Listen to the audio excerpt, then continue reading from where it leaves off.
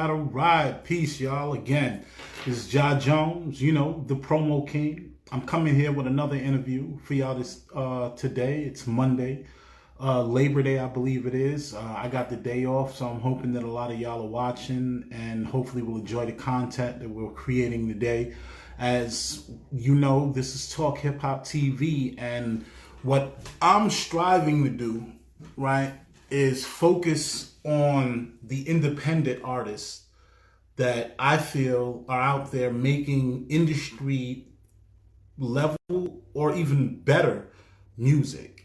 And I've already done an interview with a young gentleman named June Fargo. I then picked up another interview with the general of the SR brand, which is Street Religion, and that's Young Breeze.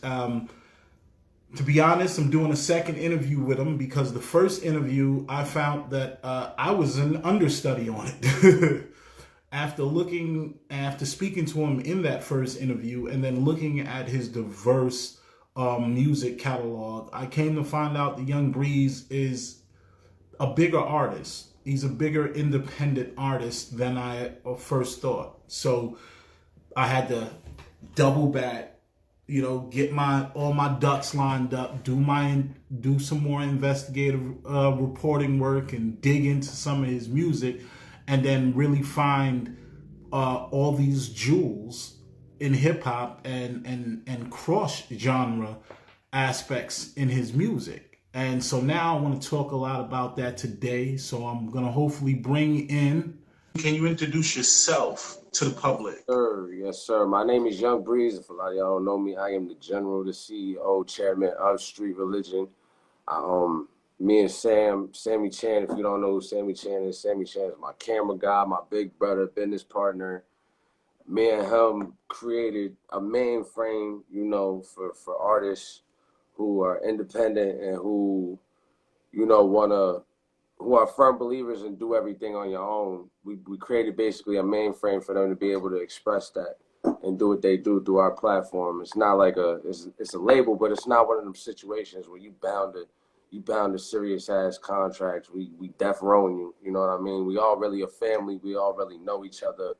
You know what I mean? It's not just really, you know, picking people up off the street. We really, you know, been through it with each other. We really know each other. So, personally, what I do a little bit of everything. I do the engineering, I do rapping, I do directorial shit with Sammy Chan if Sammy Chan needs help.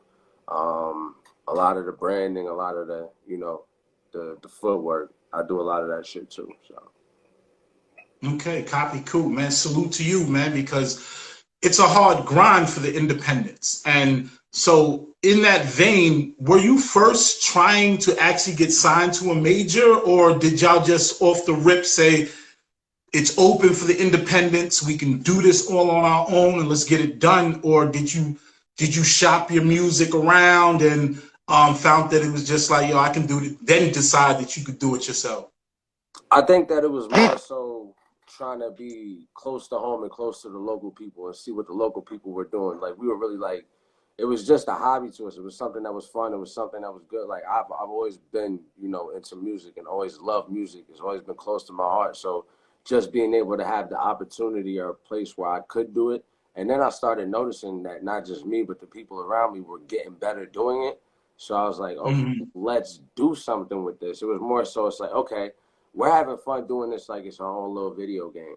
So let's take what we love to do like it's a video game and just, you know, see if we could generate a little bag off of it or create a brand, create a buzz, create something that, you know, people talk about, household name, you know what I mean? So, and you know, that, you know, transpired into us, you know, putting in that work to do that. So okay, so from my interview with June, I learned that at one point in time, he got his hands on a mansion. And at that point in time, that's when y'all were like cranking out. Y'all had like 11 people in this mansion and really were just cranking out music, right? Would you say that was more like the foundation? That's when y'all really were like, look, we got 11 people. We can do this on some Wu-Tang shit.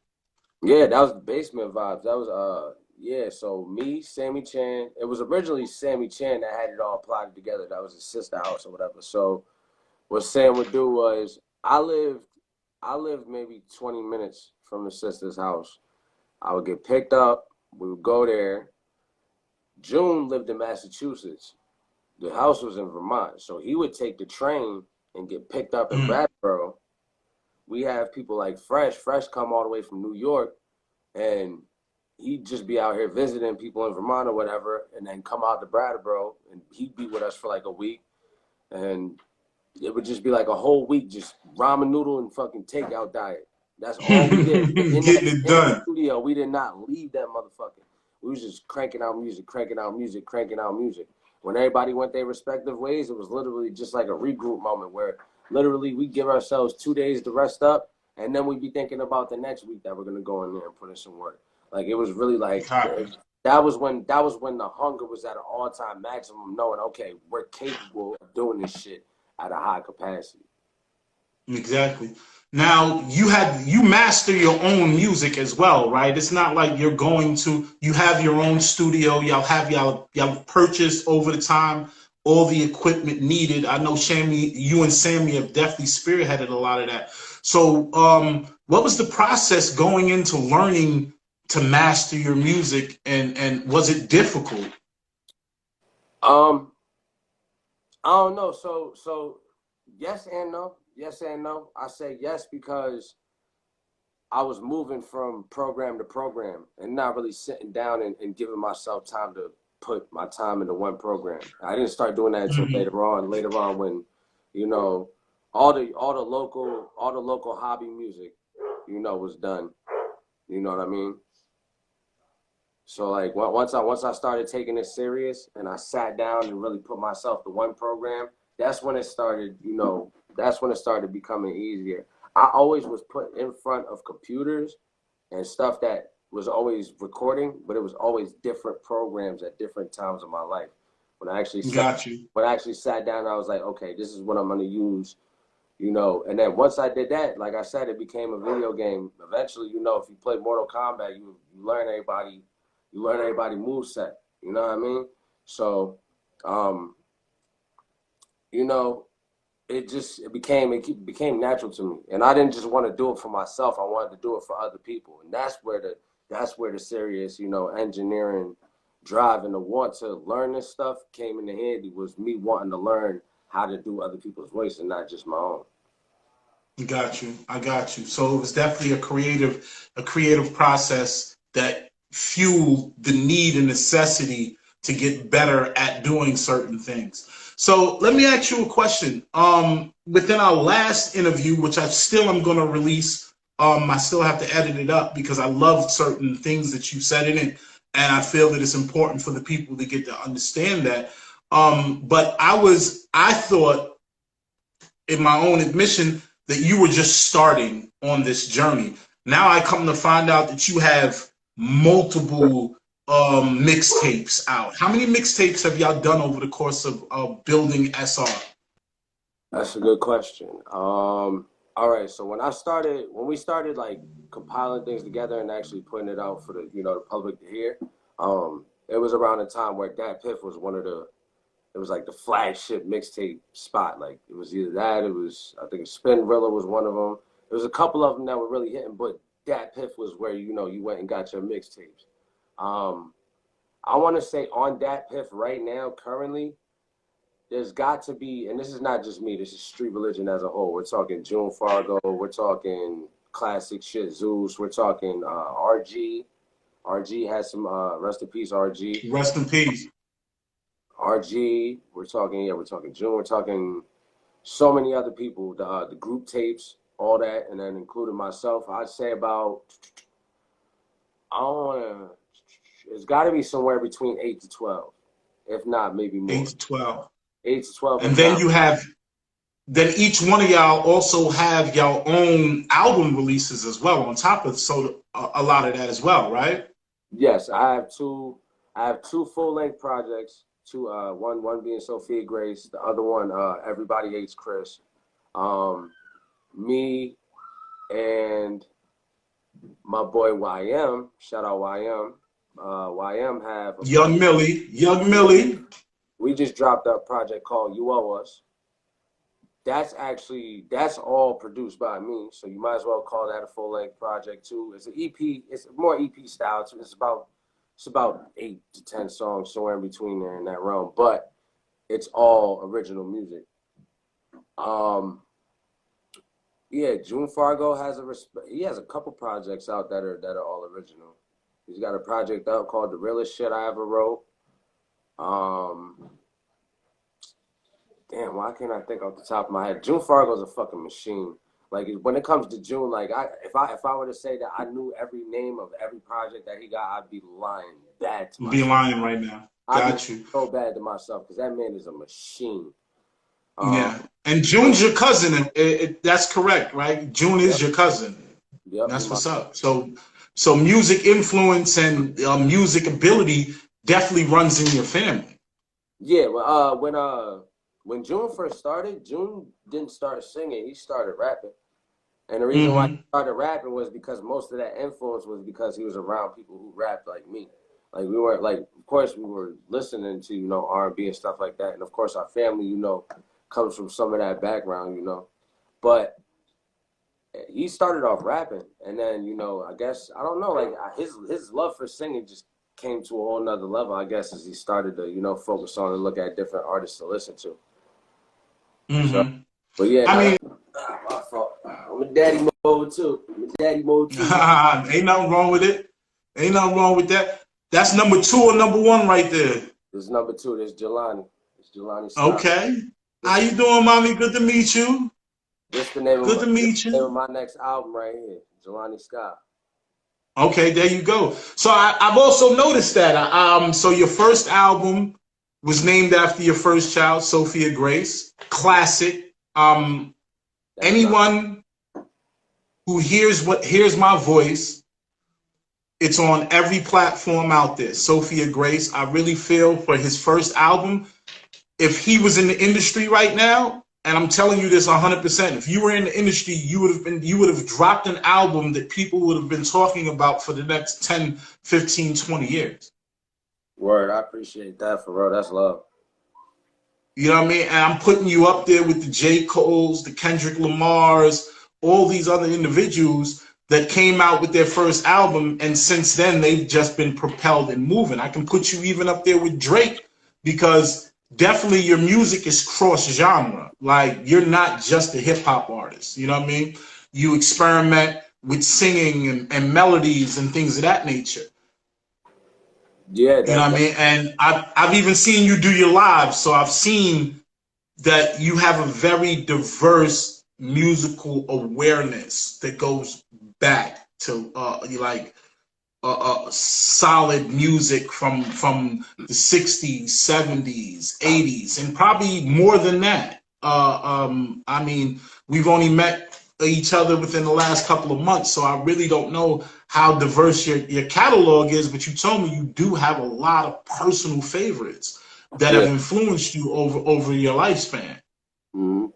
Yeah, it's really like, I don't like to limit myself. Like when I listen to music, I don't limit myself to listen to music. So I feel like if there's a song that I like that I can, say it's a certain type of genre, a certain type of subgenre to something, it's a certain type of sound or a certain type of vibe. I feel like that's part of creating your own sound, is taking these little puzzle pieces to different types of music and putting them together, or creating your own sound out of these things. So that's what I try to do. And I try to, like I said, not be one dimensional. I like all different types of music, so why wouldn't I do all different types of music? So recently I also listened to your sophomore album. Through our conversations, I told you I had to do my research about you. So when I looked at Everybody Hates Chris, I was not disappointed at all. Thank you. At all. Another solid freaking album. And again, if you were in the industry, people would have been waiting for your second album. You would have gotten all the acclaim for your first album, and then more acclaim and probably even awards for your second album. I mean, you're not just a trap rapper that's just talking about sitting on a corner and selling drugs. You bring real life experience to life with inside your Word. music. And so what I found in my own personal passion for music is that the more aware you are about music, the more better you are with the creativity of your music. You know what I mean? If you don't know the classics, the bridge to get there, because hip hop itself is influenced by reggae, rhythm and blues, rock.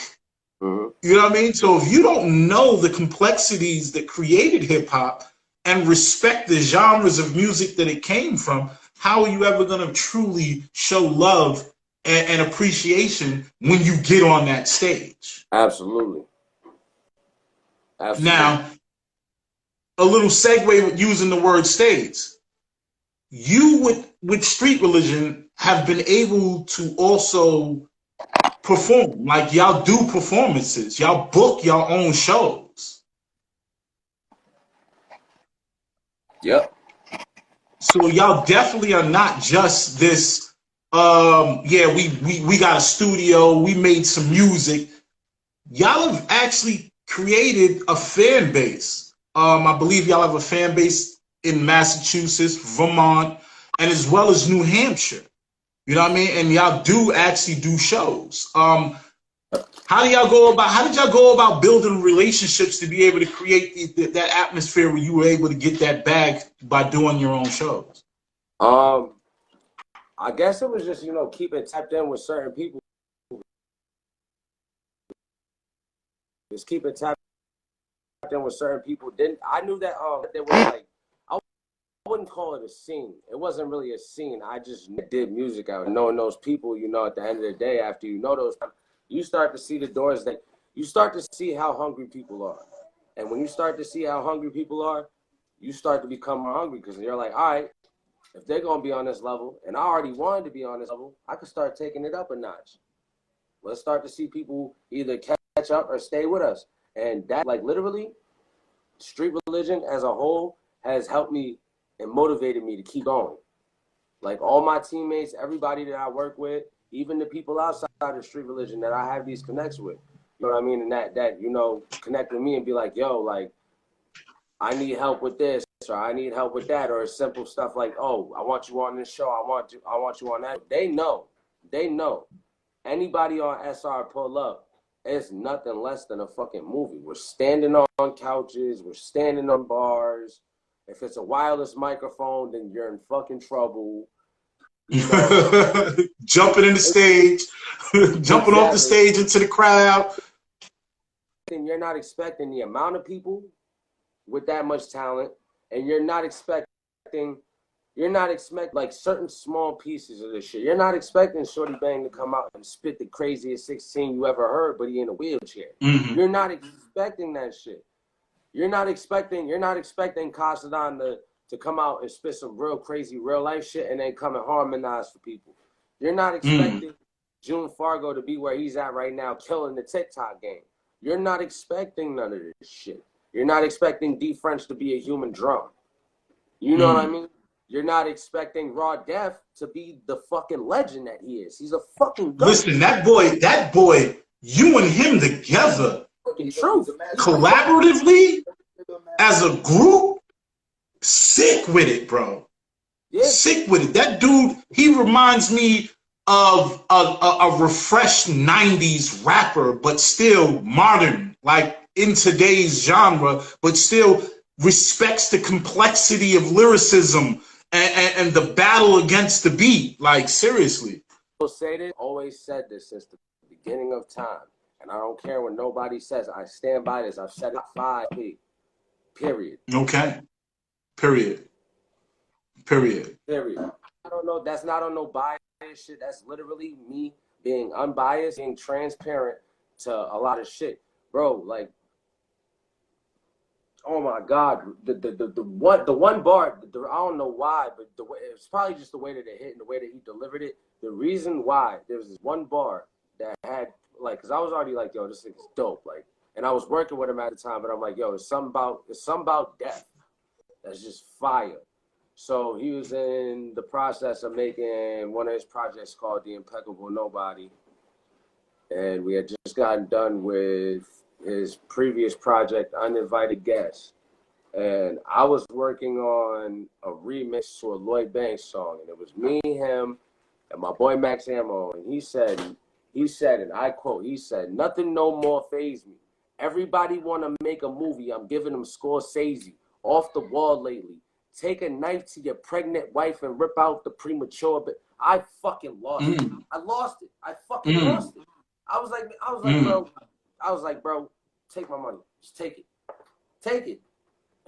His name, Raw Death, is him. It's him. Like, so like, yes. I don't like his authenticity and how he presents it. And you, like, once again, you're not expecting somebody like him to do that. If you look at him, you're like, don't rap.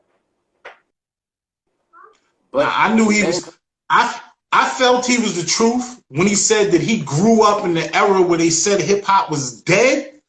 So he said from that day on, in one of his raps, he said, from that day on, I wrote with I forgot the words that he used, but he was like, yo, I'm gonna write to like resurrect it. Like, nah, hip hop ain't dead because I'm here. And that's when I was like, yo, this white kid got something, man. He respects the music. He respects the art form of hip hop. And he couldn't believe that before he got out there, they already started saying it was dead. And he said, nah, I'm going to keep writing and get better and better until people realize that it's not dead because I'm here.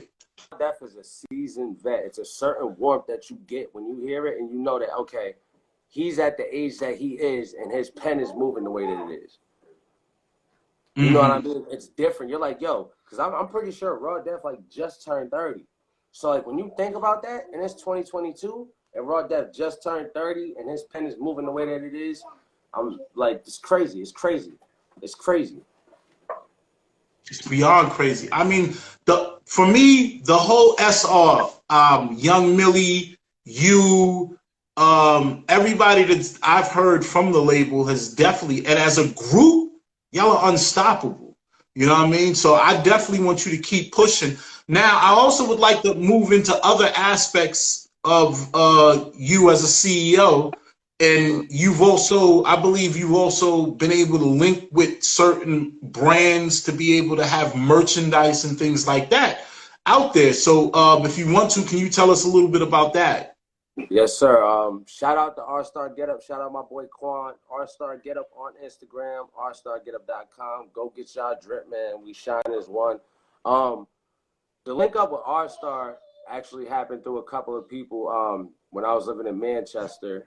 And they're based out of Boston, Mass. So they came out for a couple of shows or whatever. Was able to set up a merch table, and through then, me and the owner Quan, we chopped it up, and it wasn't like some let me get some outfits, get some shit like that. Nah, we really sat down and we chopped it up, like, you know, about our life and about, you know, where we from and shit like that. And, you know, we really developed the crazy liking for each other. That's my brother, like that's my brother for real. So after that, you know, it got to a point where, you know, I'm pulling up the shows and he's like, yo, don't forget to hit me up if you need a drip. He's driving all the way from Boston to Manchester. Dropped it off. Now there's everybody else in the VT scene that we're all doing shows. We're getting connected. You know, for example, my boy Just Cause, he here with me. I hit up Just Cause. He had a show. I know that Quan going to that show. Quan pull up, pop the trunk. Now everybody got R-Star on. Yo. I'm in Boston at one of my people house. Shout out my bro K Smooth. I'm at my boy K Smooth house. We just got done shooting a video. We in the studio or whatever. They're like, yo, I'm looking for, you know, I need to find something to match my Lakers jersey. Oh, word? You need something to match your Lakers jersey? I got you. I hit up Quan. Quan got colorways for days. It eventually got to the point where it's like, okay, Quan's not just making hats and shirts. He's custom making shit, sending me shit through the mail. Like, yo, check this out. Fucking, I got everything from fucking bulletproof vests to the Elmer Fudd trapper hats to bucket hats to, you know what I mean? Like, it's R-Star everywhere. R-Star everywhere. I got everything R-Star. My father just made a $300 purchase with them a few days ago. There we go. It's All Star Get Up over everything, man. We shine as one. Shout out Quan. Shout out All Star Get Up. But the thing about Definitely shout out Quan. I be seeing him on a lot of your lives that you be doing on Facebook. And if y'all don't know, y'all need to follow this boy. You know what I'm saying? This man, this general. You know what I mean? Of SR Street Religion. Under Don. What is it? Don Marion. Don Marion. Don Marion. Right on Facebook. He's constantly doing lives. He's constantly putting out content out there so that y'all can get more aware about the street religion movement that it is.